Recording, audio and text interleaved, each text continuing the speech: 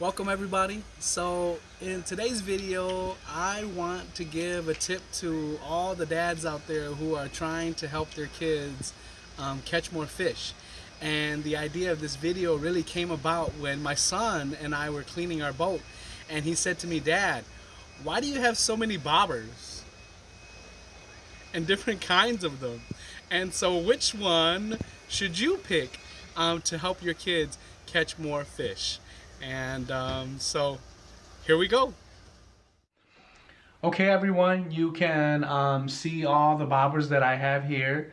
One that's not here is what I call the Pokemon bobber, which is a huge one that's circular. I got rid of that one because those were probably the worst. But I wanted just to go over the kind of bobbers that I've collected over the years and share which one I use now and why I use it. And I have this many kind of bobbers because when you first start fishing, you kind of just buy whatever is available or on the shelf or what you see people using.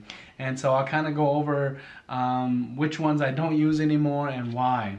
And so I like to start out with just this one right here. It's just made out of foam, and you put your line through this little dot on top here. I'm not even sure if you're able to see that or not, but then your line comes through here.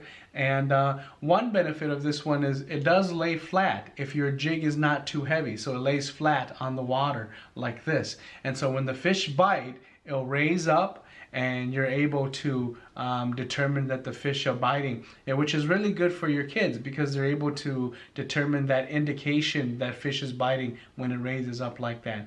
However, one con of this bobber style is that it's very light, and so if you're fishing on the shore, you can't cast very far. Even if you're on the boat, you can't cast very far. And so that's one thing. And the other thing, because it's very light, if your jig is heavy, this will automatically stand up in the water like this, and it's hard for kids to tell when the fish are biting because it's just moving up and down like that instead of laying flat and then rising up indicating a bite. This here is the exact same kind. This is even a little better because of the plastic. It's a little harder, but this plastic, what I've learned over the years is that it's cheap. If you leave it out in the sun too long, there'll be discolorations, and there'll be even parts that kind of start to melt. And so I'm not even sure you're able to see that on the screen there, but that's that there. And then these two are exactly the same like the previous two that I talked about, but the one difference that they have is they actually have a weight on them here, and that's to help for you to be able to cast it further. But the downfall of having this weight is, again, when you cast it out into the water, because it's heavy, right away it sits on the water like this. It stands up already. It doesn't lay flat. And so when it doesn't lay flat, it doesn't give you that indication when fish is biting. Your bobber is already standing upright like that in the water. And so that's the downfall of these two here. And the other downfall of these styles is that when you buy them, you actually have to buy bobber stoppers. And so it's an extra cost for you there. And the other thing is when they're too light and they don't have a weight like this one here, and they're too light, you end up needing to buy sinkers too. And so if you buy one bobber and you have to buy bobber stoppers and you have to buy sinkers, that's 3 different purchases.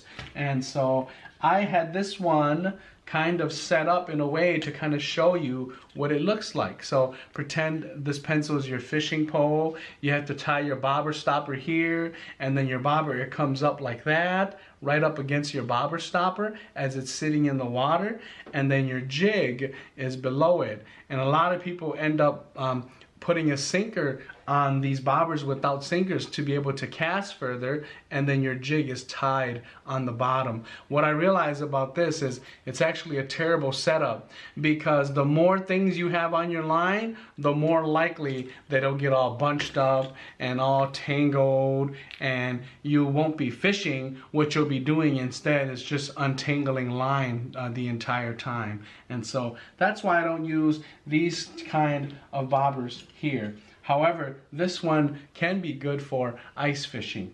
And so, and again, this is the same kind as this one here. The only difference is that you don't have to use a bobber stopper, because there's this little piece here. I don't know if you can even see it, where you just kind of wrap your line around it, let that spring go back, and you're able to cast. But if you look closely, this is really cheap. Even though it was an expensive bobber, it's kind of cheap because it's melting in already, and those kind of things like that. And so, now this kind of bobber is the one that I most commonly see people using. It's cheap. It has a heavy weight, so you can cast really far with this here. But again, with the weight, automatically it will stand up right in the water when you cast it. It won't be laying flat, so you're not able to see an indication of a bite unless the fish is really aggressive and it just takes it right underneath the water there. So this is the one I would pick out of all of these here, but again, not the one I go to anymore. So the type that I go to is actually these kind of bobbers right here. There are 3 different sizes. I'm not sure if this is the same manufacturer as these two, but I've stopped using this one too because it's too small, and if the jig is too heavy, it will end up sitting upright in the water column, in the water too, instead of laying flat like that. So these are my go-tos right here. And to be honest, I actually don't use this Rocket Bobber Junior anymore. I mainly use this Rocket Bobber. It's made by Rocket Bobber. And no, Rocket Bobber is not sponsoring me. I wish they would. And Rocket Bobber, if you get an increase in your sales, you know why. So give your boy a shout out. Just kidding. So this is my go-to right here, this bobber. There are many benefits to this bobber. One, it's heavy enough to where you can cast far. So if you're on shore or on the boat, you can cast out 30, 40 yards here. 2, it's made really sturdy. It's made very well. It's not cheap, and so this can last you a long time. 3, there's even a little, the tip of this Rocket Bobber here, I'm trying to get a good view of it here. It's actually, you can use it to remove hooks. And 4, it sits flat on the water like this, unless your jig is way too heavy. But if it's not, it sits flat. And the reason why I love this is cast far, made well, sits flat on the water, and when the fish bites, it raises just enough to where your children are able to say, "Dad, there's a fish," and they set the hook. And so that's the funnest part, when your children are able to detect a bite just by the slight raise of the bobber. Now if the bite is really aggressive, it'll stand right up and it'll go right underneath the water. And so you'll see that in the clip that I'm going to show you. But it works really well to help teach your children what a bite indication looks like. Slight raise, and they set the hook, and the fish is on. So I really like this. 1, made well. 2, you can cast far. 3, you don't need a sinker. 4, it lays flat on the water if your jig is not too heavy. And so this is my go-to, dads. If you're out there deciding what bobbers to buy, go with this one. And this is expensive. It's about $5 for only 2 of them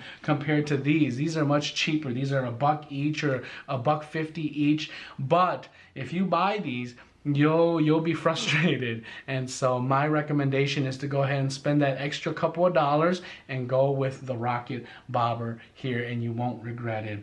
My son actually broke one after many years, and so the tip broke off because it hit the boat when he was casting. And so if you look here, you can see that it's not cheap. It's well made. And even underneath here you can see, I don't know if you're able to see or not, but it's thick plastic. It's not cheap at all. My go-to jig, dads, if you're wondering, is this right here. It's just a flu. It's called a flu. I don't know, there's a lot of names for it, but it's just a jig with some hair, and this green and yellow is my favorite. And if this isn't biting, what I end up doing is just adding some of this Gulp Live to it, but I always go with this first while we're searching for fish here. My second go-to is just this green chubby plastic right here, and again, I like this green color here, and this is simply just this green chubby plastic here, and I hook it onto these tiny little hooks. The smaller the better, so that your bobber is able to sit flat. And so these are the kind of hooks that I use here. My other crappie jigs that I use are these, and what I've learned is that if you use the Rocket Bobber Junior, these can be too heavy for it, and your bobber will stand up. And I think even this one may cause the larger rocker bobber to stand up straight too, and it'd be hard for your kids to detect a bite.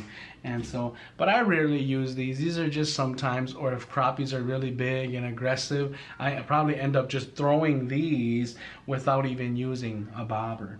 And so. And then the last tip that I have for dads is just a good set of pliers, because you know, when kids are fishing, they they don't pay close attention, and the fish may swallow the hook too deep. And then lastly, just a good set of pliers. But my biggest recommendations for you dads is to be patient. Be patient with your children, giving them the best opportunity to indicate, to determine that fish is biting. Again, with this setup here, and I'll show you a little bit more later here. But be patient with your kids. I remember fishing on the boat and seeing a dad yelling at his kid because his kid got his line all tangled up, and the son was just sitting there, and I'm watching the dad yell at him, and I felt really sad for the son, because fishing is a way to connect with your children and really not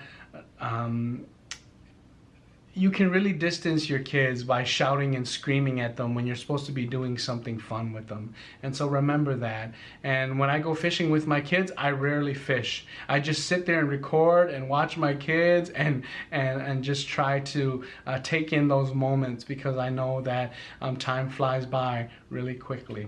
And so there you go. There you have it. And so hopefully this is helpful, but stay tuned, because there's more to come.